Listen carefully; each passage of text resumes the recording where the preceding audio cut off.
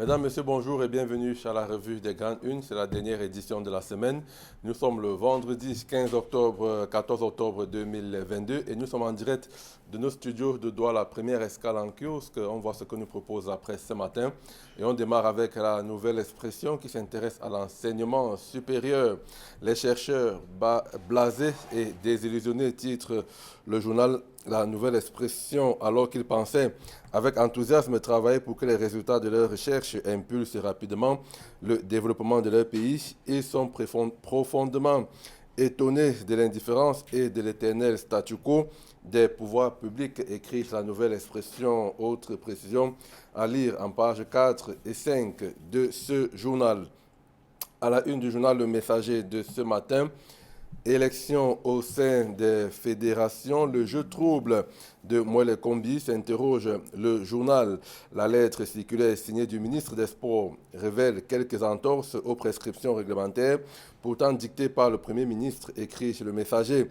Pour beaucoup d'analystes, la lettre du MINSEP cache mal le malaise de ce dernier qui voit mal les tentatives d'autonomie et d'indépendance des fédérations. Autre précision à lire en page 11 du journal Le Messager, le journal qui s'intéresse également à la crise sociale et l'influence des influenceuses. La tribune libre du sociologue Serge Aimé Bikoy, à lire donc en page 9 du Messager.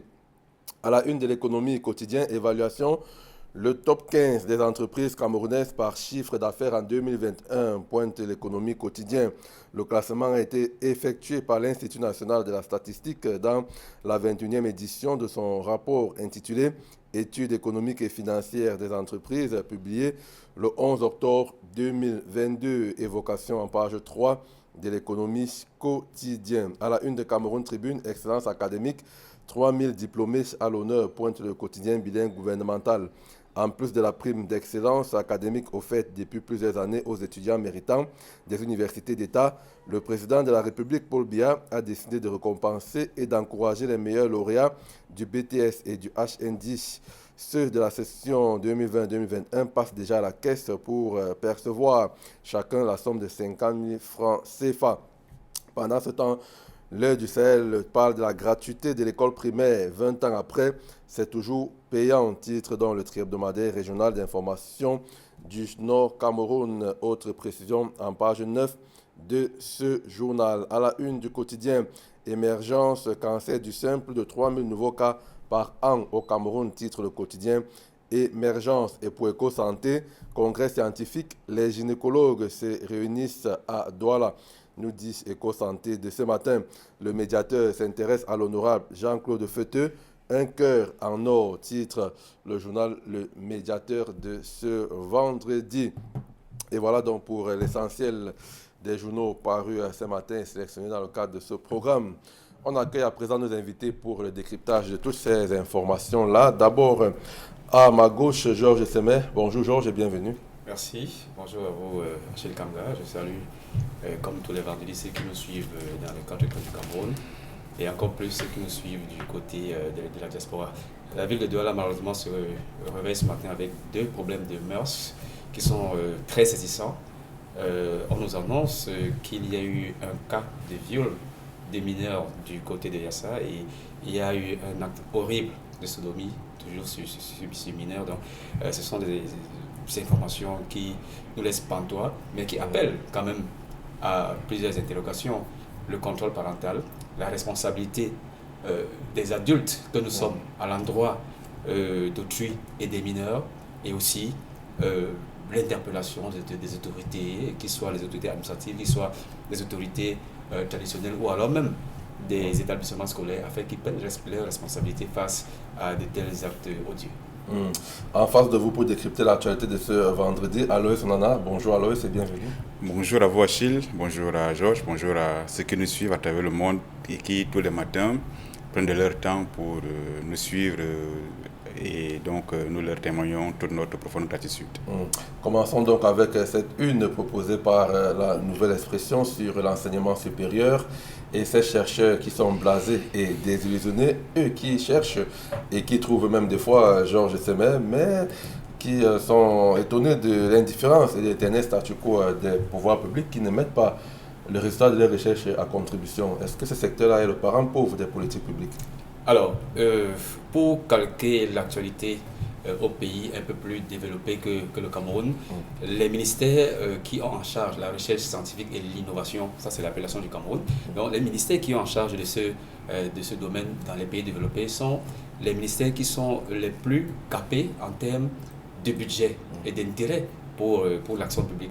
Mais malheureusement, pour le cas du Cameroun, on a l'impression que lorsqu'on regarde l'organigramme ou alors la nomenclature des ministères, le ministère de la recherche scientifique et de l'innovation n'a pas toujours le budget qu'il faut pour engager certains défis en termes de recherche scientifique et de l'innovation. Et nous savons que les grandes nations aujourd'hui se sont quand même développées au-delà de l'industrialisation et se sont développées autour de la recherche scientifique et de l'innovation. On prendrait le cas des États-Unis, on prendrait le cas de la Chine, la Turquie et l'Inde aujourd'hui, qui ont mis un accent particulier en termes de budget et de ressources humaines sur la recherche scientifique. Donc, le cas du Cameroun est assez partant parce que je me rappelle il y a quelques années, il y a eu plusieurs mouvements de grève de la part de ces enseignants qui ont un pan dans la recherche parce qu'on n'arrivait pas à leur payer leurs droits les plus élémentaires. Donc je pense que ça dénote déjà de ce que la recherche scientifique aujourd'hui, comme vous l'avez dit, est le parent pauvre du budget de notre pays, de l'action politique du pays, et on espère qu'avec nos remarques que nous faisons et avec ce que nous constatons de ce que la ressource humaine en termes de recherche scientifique est abondante et de qualité au Cameroun. Donc on devrait leur donner plus de moyens pour qu'ils s'investissent et impulser le développement attendu. Alors, Soumana, les chercheurs eux-mêmes disent qu'ils ont des résultats probants dans le cadre de leur activité. Mais le paradoxe, c'est qu'on est toujours dans un pays, on va le dire, sous-développé, qui ne met pas à profit les résultats des recherches. Alors, pour répondre à votre question, je vais faire une confidence à voix basse. Il y a quelques semaines, j'étais face à un grand économiste de ce pays. Et alors, je lui demandais qu'est-ce qui fait que nous ayons de très grands économistes au niveau de la primature, au niveau de la présidence, par exemple, et que nous soyons sous-développés. La réponse qu'il m'a donnée, c'était que, en fait, lui, à son niveau, il est le souffleur.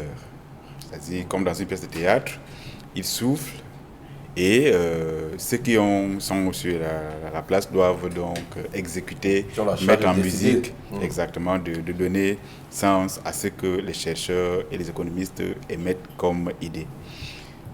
Cette réponse venant d'un économiste très capé et très populaire, très connu, veut dire que, en fait, les chercheurs émettent forcément des idées, orientent, font des recherches, font des articles, mais seulement ceux-là qui nous dirigent refusent en quelque sorte de mettre en application ce que les chercheurs et autres scientifiques émettent comme avis. Est-ce qu'ils communiquent déjà assez même sur les résultats des recherches? Ils communiquent, il y en a qui communiquent. Une fois de plus, j'ai suivi un aîné de la presse parler sur les radios, sur les ondes d'une radio populaire à Douala, Eric Tinger. Il disait, en fait, un pays comme le Rwanda se base sur les chercheurs camerounais pour impulser son développement. Donc, comme ils sont déçus sur le plan local, à l'international, à l'extérieur, on les prend au sérieux et ils aident d'autres pays à se développer, pendant que localement, ils sont presque méprisés. Donc, le cri des chercheurs aujourd'hui qui fait la une de LNE, on le comprend, c'est un cri pertinent qui témoigne des faits palpables, vérifiables et vérifiés, qui attestent que les chercheurs chez nous font tout ce qu'ils peuvent, mais en haut lieu, ils sont encore très méprisés. Oh, Georges l'a évoqué un aspect de la Chine, par exemple. La Chine, en 2019, a consacré pratiquement 290 milliards de dollars à la recherche. 290 milliards de dollars. Alors, si vous mettez ça en France CFA, franchement, vous aurez pratiquement tous les meubles remplis de billets de banque. Ça, c'est une montagne d'argent. Mais nous, qu'est-ce qu'on consacre aux chercheurs comme fonction, comme fonds pratiquement insignifiant? Le ministère de la Recherche scientifique et de l'Innovation est souvent même moqué lorsqu'il parle, lorsque Madame Chuen prend la parole, lorsque on était encore en plein Covid-19, et qu'elle s'est débrouillée à nous expliquer un peu le phénomène de Covid, la belle Nivaquine et autres. Alors là, il y en a qui ont dit, mais attendez, finalement, on n'a rien vu. Mais en fait, c'est que si vous manquez de moyens financiers, parce que la recherche est très liée à l'argent, s'il y a donc un déphasage total entre la recherche, je veux dire quoi, le manque d'argent, les chercheurs, eh bien, on ne peut qu'aboutir à des cris qui vont, une fois de plus, nous plonger de manière éternelle dans le sous-développement. Si nous voulons être développés, eh bien, il est urgent d'accorder plus d'importance à ceux-là qui cherchent. Si nous consacrons plus d'importance à la rhétorique, un peu comme l'a fait la Grèce antique à son temps, eh bien, on va connaître le sort qu'a connu la Grèce antique, c'est-à-dire le sous-développement. Pour sortir de ce sujet, Georges Semé, on parle beaucoup de la contribution de la diaspora au développement du Cameroun. Alors on rappelle que les chercheurs qui sont également concernés dans cet article-là sont des anciens boursiers d'Allemagne qui ont donc certainement vu ce qui se passe là-bas, qui ont fait des études, qui sont revenus pour pouvoir mettre à contribution leur expérience de l'autre côté à l'étranger, mais qui sont toujours butés quand même à nos réalités camerounaises. Nous avons de très beaux textes en ce qui concerne la recherche scientifique et l'innovation, des textes bien incitatifs qui vous donnent envie d'y aller. Mais on constate malheureusement qu'on a utilisé plus la matière grise en termes de recherche scientifique et d'innovation, plus à l'étranger. Elle est plus utilisée à l'étranger. Et c'est la raison pour laquelle vous parlez certainement de ce groupe de chercheurs qui sont établis en Allemagne. Mais il n'y a pas que l'Allemagne. Il y en a qui sont aux États-Unis, il y en a qui sont au Canada, il y en a qui sont même en France, qui trouvent les matières parce que ils y ont des conditions favorables, qui trouvent donc leur matière à mieux s'épanouir dans cet environnement-là. Or, on a besoin d'ici, et ça fait partie de l'une des résolutions du Grand Dialogue national, c'est-à-dire d'utiliser de fond en comble, de la meilleure des façons que ce soit, la ressource humaine qu'on a au sein de la diaspora. Alors, mais est-ce que l'environnement sur place est favorable à ce que ces intelligences viennent s'investir ici? Alors, lui a parlé du ministère de l'innovation et de la recherche scientifique. Oui, c'est un ministère que nous aimons bien, avec celle qui est à la tête de ce département ministériel. Mais, alors, on a l'impression que ça stagne. On n'en parle même pas beaucoup. On a écouté des discours totalement incroyables seulement en période de Covid. Mais après le Covid, on n'entend pas du tout des actions positives qui rentrent dans le cadre de ces ministères. Pour moi, il faut des états généraux de la recherche scientifique et de l'innovation. Ce n'est pas un leurre. C'est vrai qu'il y a de l'argent qui vient du sous-sol. Mais on sait ce que cet argent devient. Par contre, avec l'innovation et la recherche scientifique, je vous assure que le développement et le progrès est réel et certain. On a des pays comme ça qui se sont développés sur cette façon. Je crois qu'il faut aller aux états généraux de la recherche scientifique, prendre de grandes résolutions, y associer les compétences nationales et celles de la diaspora, prendre des résolutions fortes et les mettre en place. Je crois que le slogan de l'émergence à l'horizon 2035 sera très vite atteint si on implique dans ce cadre-là la recherche scientifique et l'innovation. Alors, Alois Nana, on parle là des enseignants du supérieur, des chercheurs qui sont forcément passés par l'école primaire. L'heure du CN nous révèle ce matin que 20 ans après, c'est un rappel en tout cas, l'école primaire n'est pas gratuite. On pose la question, la gratuité finalement qui coûte cher, on a l'impression que ça coûte plus cher même qu'à les années 2000, avant le décret de 2000 en tout cas. Sincèrement, on a envie de parler d'une gratuité payante. C'est-à-dire, vous allez comprendre un peu le paradoxe qu'il y a entre les deux concepts. Eh bien, pourquoi on a du mal à appliquer ce décret du chef de l'État? Parce qu'il y a un manque de contrôle sur le terrain. Une année, j'ai entendu parler d'une ministre qui était descendue sur le terrain vérifier et quelque part à Yaoundé, vers Mbala 2, et elle s'était rendue compte qu'en fait, des gens, rien n'était gratuit et elle avait tapé du poing sur la table. Et donc, vous savez, l'État prend beaucoup de mesures et très souvent, il n'y a pas de suivi. Et le manque de suivi donne libre cours à tout ce qui est illicite. Si on veut, il y a des cas comme ça, des mesures, il y en a plusieurs en fait qu'on a prises et puis à la fin, on a le faux sentiment, pour voir l'appui que en fait, c'est juste un effet d'annonce. Mais il y a quand même des éléments, des aspects qui peuvent être taxés, être perçus de gratuits. Il y a des livres quand même, il y a un volet des livres que le gouvernement subventionne, accorde, accompagne, mais c'est largement suffisant parce que ça ne cadre pas avec la une de l'Aide du Sahel. C'est-à-dire on avait parlé de gratuité pour aider la zone rurale par exemple, c'est de la zone rurale à accéder à l'école de manière globale, parce qu'il y a eu des études qui ont prouvé que lorsqu'on regarde les élèves qui sont en milieu urbain et ceux du milieu rural, la chance pour un enfant qui a évolué dans un milieu urbain d'aller à l'école est largement supérieure à celui d'un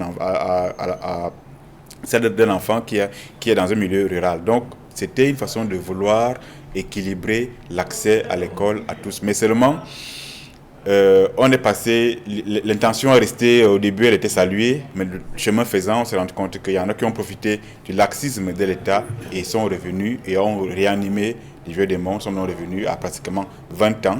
20 ans d'une gratuité qui demeure toujours payante. Alors, Georges Semer, 20 ans après, on a l'impression que finalement c'est ça qui est la règle, que c'est ça qui est inscrit dans les textes. Est-ce que les Camerounais savent même suffisamment que l'école primaire publique est gratuite? Alors, nous, les journalistes, nous avons en tout temps sensibilisé les parents pour leur faire comprendre au début de chaque année que l'école primaire est gratuite. Ce sont des textes, c'est la réglementation. Mais lorsqu'ils se rendent sur le terrain, avec le même discours qu'ils écoutent de nous les journalistes, on les met devant des frais. On ne sait pas trop ce que c'est, des frais exigibles contre la loi. J'ai souvent l'occasion de le dire sur ce plateau, paraphrasant un aîné, M. Sanga Yanding, qui a souvent dit que c'est le fonctionnaire qui tue le Cameroun. Pas tous les fonctionnaires, bien évidemment, il y en a de très bons. Mais la majorité mène des actions qui vont à l'encontre même du service public. Je ne parlerai pas de la carte nationale d'identité parce que c'est un débat qui est actuel, qui est également intéressant. Nous sommes sur les frais exigibles à l'école primaire, c'est aussi un cas préoccupant. Donc, il y a le discours, mais il y a l'envers du discours. L'envers du discours est alimenté, bien évidemment, par ces fonctionnaires qui sont appelés seulement à respecter les textes. C'est vrai qu'il y a quelque chose à payer, les frais d'APE, par exemple.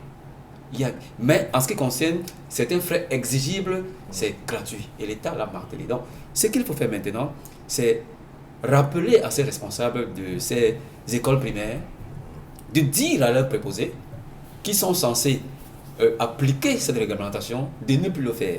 Et lorsqu'on constate que cette réglementation n'est pas appliquée, il faut sanctionner. Le ministre ne viendra pas tout faire à chaque fois à la place de ceux qui sont chargés de le faire sur le terrain. Donc, on en appelle à la responsabilité de ceux qui sont à un certain niveau chargés de le faire et qui prennent les mesures conséquentes pour ceux qui ne respectent pas ces textes. Et il y a donc un problème de gouvernance, bien évidemment. C'est un problème de gouvernance qui est impulsé du sommet et qui rattrape malheureusement l'accueil ici. Donc il faut sanctionner. Et lorsque les responsables de ces établissements ne prennent pas la mesure de la gravité de la situation, il faut également que ceux qui sont au sommet prennent des mesures de sanction à l'encontre de ces chefs d'établissement scolaires.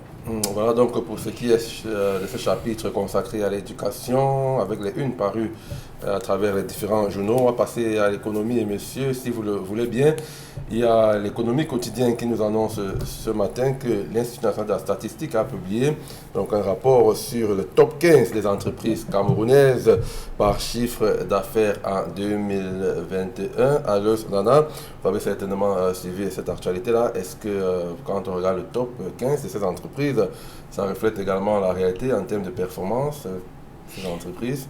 On rappelle qu'il y a une dizaine d'entreprises du secteur privé. La première entreprise publique qui arrive, c'est la Cameroun Telecommunication, Camtel.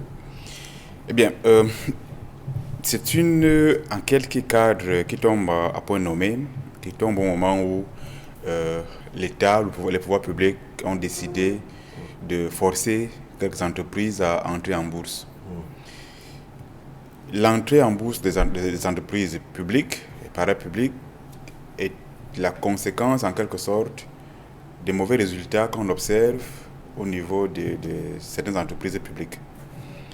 Et donc, le classement, oui, il est là, mais de manière globale, vous allez vous rendre compte que si on fait une étude comparative entre le secteur privé et le secteur public, vous ne serez pas surpris de voir que le secteur privé l'emportera, parce que de ce côté, la rigueur constitue presque la norme, ce qui n'est pas toujours le cas au niveau du secteur public. Les entreprises publiques ont souvent tendance à croire qu'elles bénéficient d'une espèce de parapluie, elles ne sont pas toujours astreintes aux résultats. Conséquence, donc, elles sont très souvent moins compétitives. Et donc, ce classement, je vais le lire le moment venu, peut-être juste après l'émission, parce que je ne l'ai pas encore parcouru de manière globale. Mais, ayant une idée de ce qui se vit dans ces milieux, je crois que ce résultat est un nouvel appel à l'État à ouvrir davantage, à amener d'autres entreprises publiques à aller en bourse. Pourquoi j'insiste tant? C'est parce que lorsqu'on vous amène en bourse, vous avez l'obligation des résultats. Si hier, vous étiez un peu paresseux, vous serez désormais obligé de travailler un peu plus pour être plus crédible. Vous serez carrément astreint à la transparence. Et l'entreprise en bourse est très souvent, sinon ouverte au public.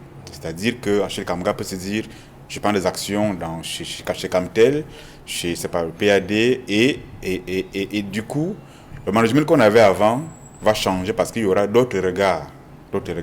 Et donc, ce classement devrait amener, à mon avis, l'État à demander à d'autres entreprises, même celles-là qui sont considérées comme étant un peu le précaré de tout dit, à aller également en bourse pour qu'elles soient davantage transparentes et que nous ayons accès à leurs données. Parce que l'une des conditions également lorsqu'on va en bourse, c'est la transparence. Et dès qu'on dit transparence, eh bien, monsieur, il y a des entreprises qui vont freiner carrément des cartes de fer parce qu'elles redoutent ce segment.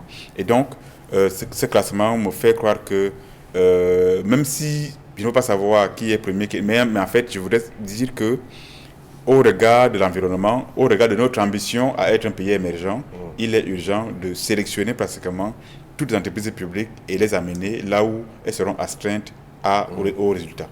Georges Semet, dans ce classement, on voit des entreprises du secteur bancaire, il y a le secteur de l'énergie, il y a le secteur des télécommunications. Est-ce que, à votre avis, ça reflète exactement la réalité? Ce sont les 15 entreprises les plus performantes qui ont ces chiffres d'affaires. On rappelle que c'est autour de plus de 3 000 milliards de francs CFA accumulés pour ces entreprises-là. Tout à fait. D'abord, il faut relever que ce classement est basé sur les chiffres d'affaires.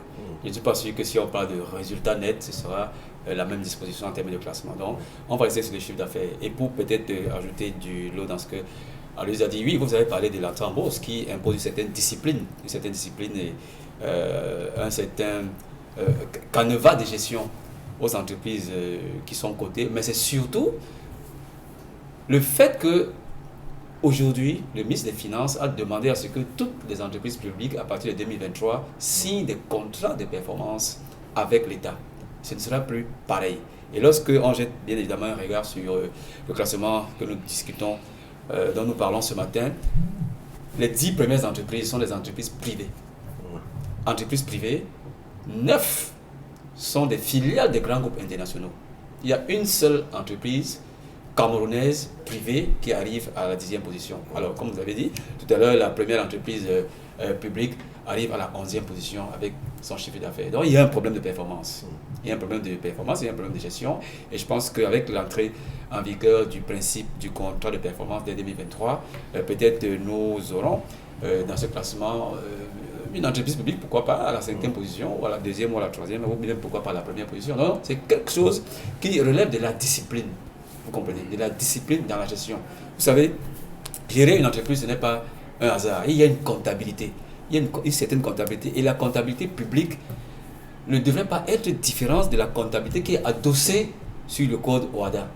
Il suffit d'être rigoureux et on va arriver à des performances. Il y a des entreprises publiques qui sont extrêmement performantes, pas en termes de chiffre d'affaires, mais en termes de résultats. On va prendre par exemple le cas de la CNPS, qui est un établissement public. Cet établissement public est extrêmement performant. Vous comprenez? Donc, il y a donc une certaine discipline dans cette entreprise publique. Et je pense que si les autres établissements publics s'arrimaient un tout petit peu à ce type de gestion, on aurait un classement différent de ce que nous avons ce matin. Donc, le top 15 des entreprises, des premières entreprises en termes de chiffre d'affaires au Cameroun, c'est à lire dans les colonnes de l'économie quotidien de ce matin. Vous aurez donc l'identité des 15 entreprises en question. Passons à un autre sujet pour terminer peut-être celui qui concerne donc les péages routiers. C'est encore l'économie quotidien qui nous dit en petite une, ça nous intéresse, qu'à fin septembre 2022, les péages routiers ont rapporté 6,4 milliards de francs CFA. D'abord, à Nana, ce sont des chiffres qui sont de l'ordre du réel, quand on connaît quand même tous les détournements qui ont cours dans ce secteur-là. Alors, dans votre question, il y a la réponse. Il y a la réponse. C'est justement ce que on a réussi quand même à déclarer 6,4 milliards.